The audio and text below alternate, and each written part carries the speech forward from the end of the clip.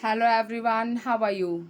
I hope you all are doing well and enjoying your life to the fullest. तो आज मैं practical phrases के साथ आ गई हूँ जो हम डेली लाइफ में बोलते हैं, हिंदी में बोलते हैं। आज इन्हीं की हम इंग्लिश में रिवीजन करेंगे जो हम डेली बेसिस पर बोलते हैं। तो शुरू करने से पहले मैं यही कहूँगी कि प्लीज़ मेरे चैनल को सब्सक्राइब कर दीजिए। जो पहली बार मेरे चैनल पर आए हैं, जो पहली बार मेरे वीडियो को देख रहे हैं, पसंद आ रहा है टॉपिक, तो प्लीज़ मेरे चैनल को देखने के साथ साथ सब्सक्राइब कर दीजिए, लाइक कर दीजिए और उन लोगों तक शेयर कर दीजिए जो हिंदी के माध्यम से इंग्लिश पढ़ना चाहते हैं। तो चलिए स्टार्ट कर लेते हैं हमारे इंग्लिश के फ्रेजेस जो हम अपनी डेली लाइफ में यूज़ करते हैं। सबसे पहले है के बहाने से। के बहाने से बोला जाता है, इसको बोलते हैं on the pretext of. On the pretext of.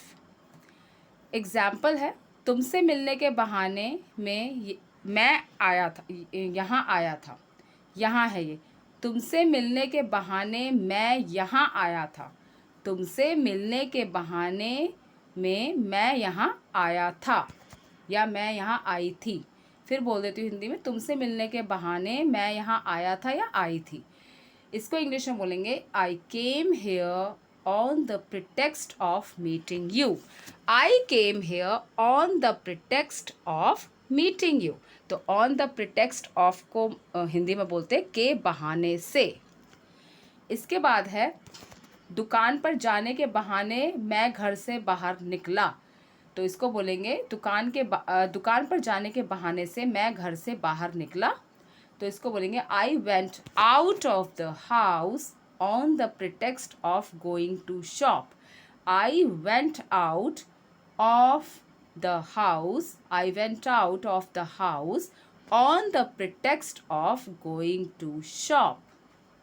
I went out of the house on the pretext of going to shop. फिर है मजाक करना, इसको बोलते हैं kidding around।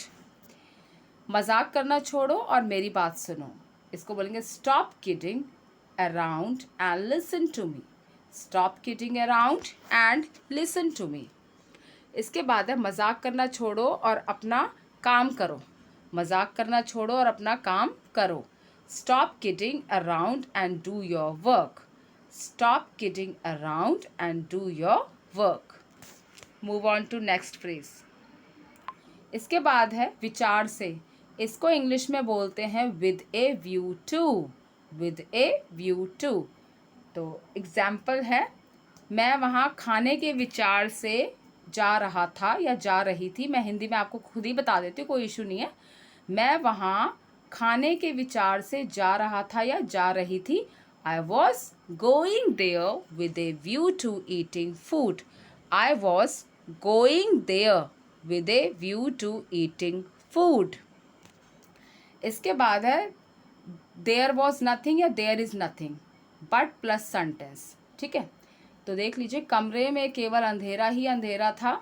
इसको बोलेंगे, there was nothing but darkness in the room. फिर है, मेरे पास ही समय था या मेरे पास समय ही था। मेरे पास केवल समय ही था या मेरे पास ही समय था। इसको बोलेंगे, there was nothing but time I had. There was nothing but time I had. Move on to next phrase. के रूप में मतलब मिसलीडिंग अपीयरेंस होता है, जो किसी के भेष में आता है ना, किसी के भेष में आता है, मतलब किसी का हुलिया बना के आता है, किसी दूसरे पर्सनालिटी का किसी दूसरे तरह से आता है, उसको बोलते हैं इन द गाइज ऑफ। इसको बोलते हैं मिसलीडिंग अपीयरेंस। इसका सिनोनिम होता है। एग्जाम्पल देख लेते हैं, तुम डॉक्टर के रूप में एक भगवान हो। You are the lord in the guise of a doctor. यहाँ पे एक फ्रेज उसके रूप में यूज़ हुआ है। ठीक है, जिसे कहते हैं कहावत के रूप में। नेक्स्ट देखिए, एक हुलिये के रूप में यूज़ हुआ है, मिसलीडिंग अपीयरेंस के रूप में इसमें यहाँ पे आया है। वो अध्यापक के रूप में कक्षा में आया। He came into the class in the guise of a teacher. इसके बाद है दूर दूर तक। इसको बोलते हैं फार एंड वाइड। इसका एग्जाम्पल है, उसने दूर दूर तक देखा था, मतलब हर जगह तक, जहाँ तक उसकी नज़र थी वहाँ तक, जहाँ तक उसकी नज़र जा सकती थी वहाँ तक, फार एंड वाइड, दूर दूर तक। तो इसको बोलेंगे he had seen far and wide, he had seen far and wide. Move on to next phrase. उचित समय पर, इसको बोलते हैं in due course, in due course.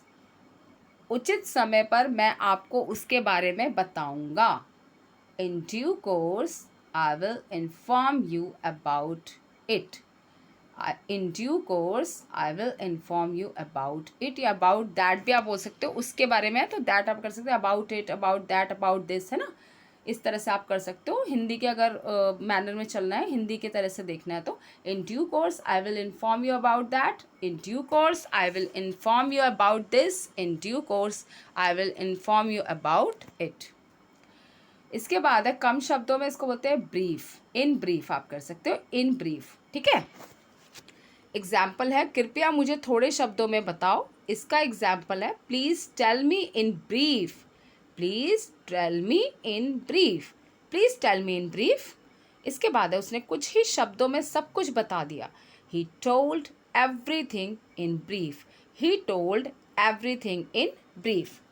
Hindi में थोड़ा थोड़ा शब्दों का वो रखा है, मात्राओं का, बट कोई बात नहीं, इंग्लिश में आप ध्यान दे दीजिए। Move on to next phrase. मिलते जुलते, इसको बोलते हैं आइडेंटिकल टू, आइडेंटिकल टू, मिलते जुलते, एक जैसे दिखते हैं, मिलते जुलते या एक जैसे, ठीक है। चलिए स्टेटमेंट देखते हैं।